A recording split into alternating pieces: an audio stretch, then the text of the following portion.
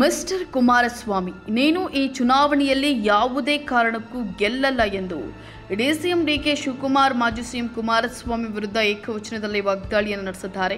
ಬೆಳಗಾವಿಯ ಕಾಂಗ್ರೆಸ್ ಕಚೇರಿಯಲ್ಲಿ ಸುದ್ದಿಗೋಷ್ಠಿ ನಡೆಸಿ ಮಾತನಾಡಿದ ಅವರು, ಕುಮಾರಸ್ವಾಮಿ ಹೇಗಿದ್ರೂ ಎಂಪಿ ಆಗುವುದಿಲ್ಲ. ಮಿಸ್ಟರ್ ಕುಮಾರಸ್ವಾಮಿ, ಹೆದರಿ ಪಕ್ಕದ ಜಿಲ್ಲೆಗೆ ಹೋಗಿದ್ದೀಯಾ? ಚರ್ಚೆ ಮಾಡಲು ಸದನಕ್ಕೆ ಬಾ. ನೀನು ಎಂಥ ಸುಳ್ಳುಗಾರ ಎಂಬುದು ಗೊತ್ತಾಗಲಿದೆ ಅಂತ ಹೇಳಿದ್ದಾರೆ. ನಾನು ಕಲ್ಲು ಲೂಟಿ ಮಾಡಿದ್ದೇನೋ, ಮೋಸ ಮಾಡಿದ್ದೇನೋ ಎಂಬ ಬಗ್ಗೆ ಕುಮಾರಸ್ವಾಮಿ ಬಹಿರಂಗ ಚರ್ಚೆಗೆ ಬರಲಿ ಅಂತ ಹೇಳಿ ಡಿಕೆ ಶಿವಕುಮಾರ್ ಸವಾಲನ್ನು ಹಾಕಿದ್ದಾರೆ. ಇನ್ನು ಹೆಣ್ಣು ಮಕ್ಕಳು ದಾರಿ ತಪ್ಪಿದ್ದಾರೆ ಎಂದು ಎಸ್ಡಿಕೆ ಹೇಳಿದ್ದಾರೆ. ಇದನ್ನು ನಾವು ಖಂಡಿಸಬೇಕು. ನಾನು ಎಲ್ಲ ಮಹಿಳಾ ಸಂಘಟನೆಗಳಿಗೆ ಕರೆ ಕೊಡ್ತೇನೆ.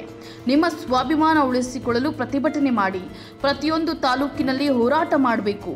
ಒಂದು ಪಕ್ಷದ ಅಧ್ಯಕ್ಷನಾಗಿ ನಾನು ಈ ಕರೆ ಕೊಡ್ತಿದ್ದೇನೆ ಎಂದು ಡಿಕೆ ಶಿವಕುಮಾರ್ ಸವಾಲೆಸೆದಿದ್ದಾರೆ.